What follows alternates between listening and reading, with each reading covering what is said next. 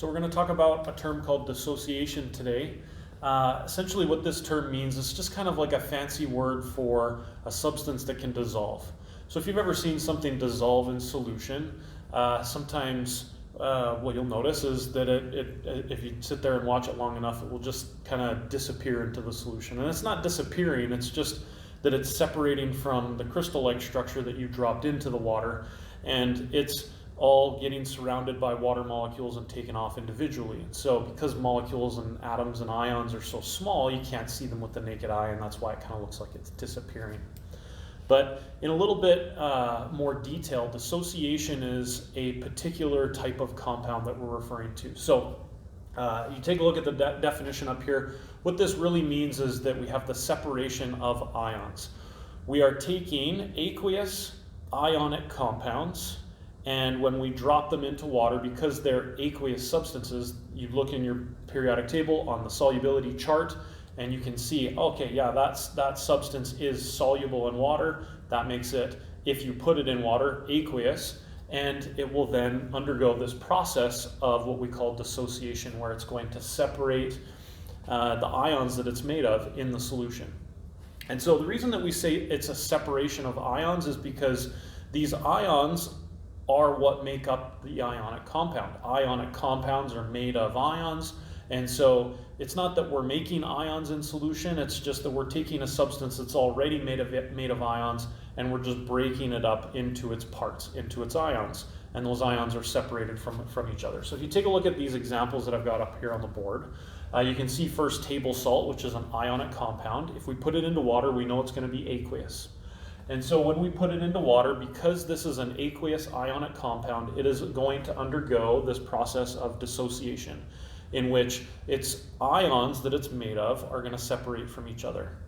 And so you can see this in this little drawing here that I've drawn with just a beaker that's got water in it, and I've got a sodium ion and a chloride ion here. You can also see this for this other example that I've got. It's another type of salt, barium chloride. And I've taken barium chloride. Again, if you look in your periodic table, on your solubility chart in your data booklet, you'll notice that barium chloride is a soluble aqueous ionic compound. And so again, because it fits that description of being aqueous and ionic, when we put it into water, it will dissociate, which just means that this barium chloride ion is going to separate into its ions. Now, something interesting here that I want to point out compared to regular table salt and barium chloride is that sodium chloride contains one sodium and one chloride ion. So when it separates, that's all we're going to get for each sodium chloride molecule, one sodium ion and one chloride ion. For barium chloride, though, you can notice that the molecule is made up of one barium ion and two chloride ions. And so because of that, when we drop it into water, that's what we're going to get in terms of ions in the solution. We're going to get one barium ion and two chloride ions. Okay. These equations down below we'll touch on here in just a second, but the last thing I want to point out is if you come up to an ionic compound and you look in your solubility chart and you notice that ionic compound is not soluble, that means that compound will not be aqueous. And if it's not aqueous, even though it's ionic, if it's not aqueous, it will not undergo dissociation. It will not separate into its ions. And all this means is you're just taking a clump of a substance, an ionic compound that's solid, you put it into water, and that clump's just going to sink to the bottom of the beaker. It's not going to dissolve in the water. And so you may end up, if you drop a whole bunch in, you just end up with a big clump of barium sulfate, for example, in this one, at the bottom of the beaker. If you look in your solubility chart, you'll notice that barium sulfate is not soluble. And because it's not soluble, it's not aqueous, therefore it does not undergo a dissociation. Now, we have equations that we use to depict and explain when a substance is undergoing a dissociation. And these equations are important because it helps us determine concentrations. And we've been learning about concentration so far in this unit, specifically amount concentrations, and so we're going to look at that as it relates to these dissociation equations as well. So if you take a look at sodium chloride has, if I put it into water, it's going to dissociate. And so I take this substance, I write it as an aqueous compound, and then an arrow, and then I just write it again, but it's separated now into its ions, so I just have sodium ions and chloride ions. Now you'll notice here that if I stick 1 mole of sodium chloride molecules into a beaker that's, say, got 1 liter of water, then what I have here is I've got 1 mole of sodium chloride per liter. And this is just an amount concentration. You remember calculating these in our previous lessons. And so I can just write the concentration here as 1 mole per liter.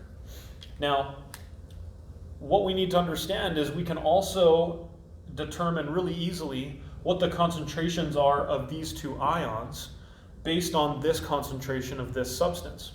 So if I have 1 sodium chloride molecule, that's going to give me 1 sodium ion and 1 chloride ion.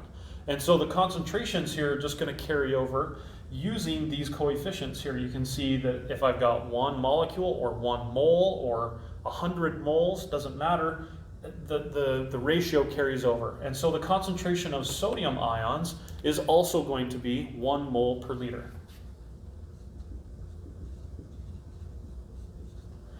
And so it is for the chloride ions. The chloride ions are also going to be 1 mole per liter. And so because this molecule was together before, we think of it as one entity. Because these ions are now separate, we have to think of them as separate entities. A really simple analogy that I like to use in classes, I say, if you crack an egg, what you've got is 1 egg. And if you crack it open into a bowl, you're going to now have 1 shell and 1 yolk.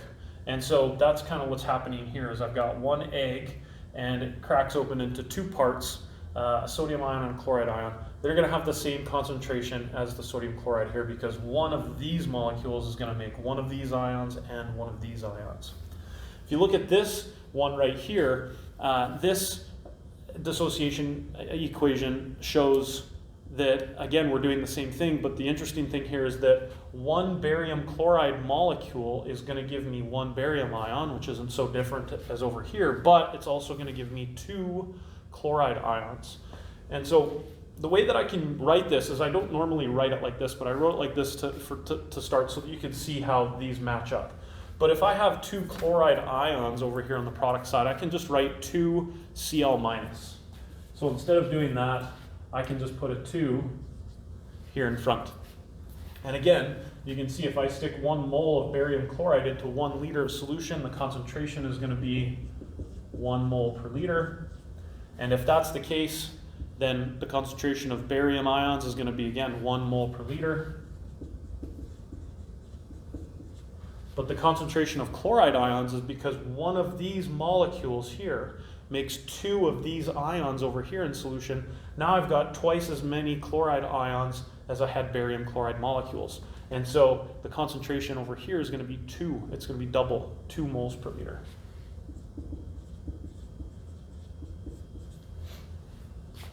And so I can do this with any number. If I had a concentration over here of 0.1 mole per liter, then I can figure out what the concentration is of those ions. And if I had a concentration here of 0.25 moles per liter, I could calculate what the concentrations are of those 2 ions using these dissociation equations. Over here, this doesn't dissociate, therefore I don't write a dissociation equation for those. They're just left as barium sulfate, solid, and that's done. There's no concentrations that I need to calculate because this didn't dissolve in the solution.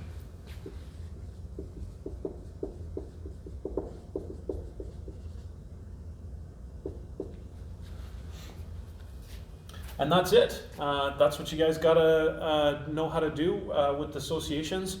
A little practice question that you can do on your own is first determine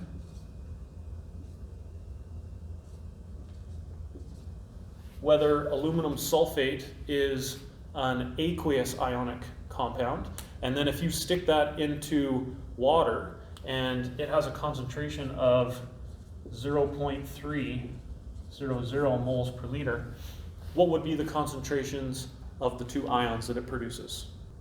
Now that we've got a grasp on dissociation and dissociation equations, there's another term that is very similar to it, but there is a slight difference, and we need to know what the difference between them are, and what substances dissociate and what substances do this other thing.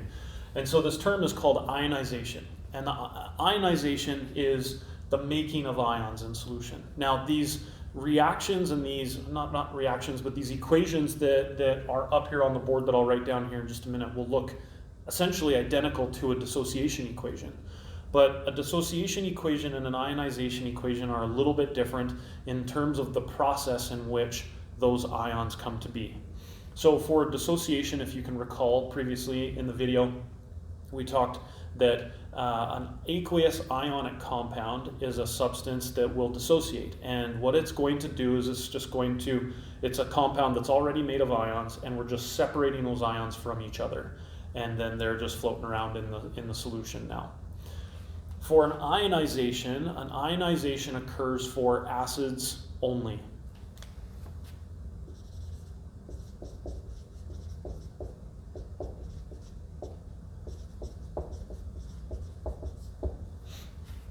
And what makes acids different from aqueous ionic compounds is that acids are not made of ions.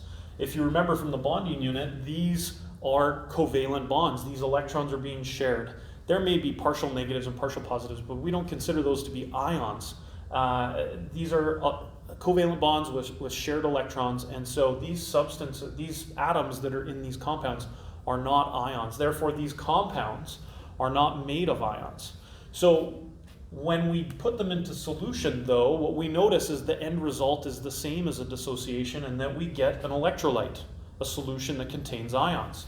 And so the difference between a dissociation and an ionization is that a dissociation is the separation of ions that compounds are already made out of.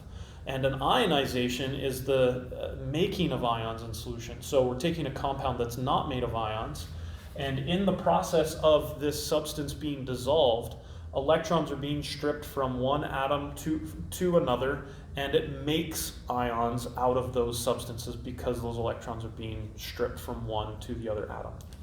And so, for example, hydrochloric acid, we put this into solution, and it's going to make hydrogen ions and chloride ions. It's not made of these guys, like sodium chloride is made of sodium ions and chloride ions, but this is the end result of putting this acid into water. Same thing with hydrobromic acid. We get the same substance. Now, when we write these, or we get the same result in terms of making ions. Now, when we write these equations out, though, these equations look exactly the same as dissociation equations. The way that you can differentiate between whether it's a dissociation or an ionization is that ionic aqueous compounds dissociate and acids ionize. And so these reactions here, or these ionization equations can just be written down below. Again, just as before, HCl makes H plus and Cl minus aqueous, and HBr makes H plus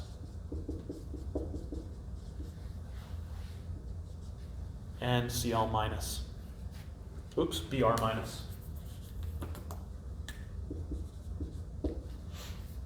And then if you're given concentrations for these acids, again, you can determine concentrations of the ions in solution as well. And so if this concentration is 0.2 moles per liter, what would be the concentration of those ions? And if this concentration was 0.4, what would be the concentration of those ions? You can do those in your practice booklet and check it with a friend. Another one that you can do is H2SO4. This is also a strong acid that will undergo an ionization. And so what are the ions that are going to be over here? And if the concentration of this acid was 0.150 moles per liter, what would be the concentration of the two ions that it makes in solution? And that's it. That's all you guys need to know about ionization and dissociation. We'll see you in the next video.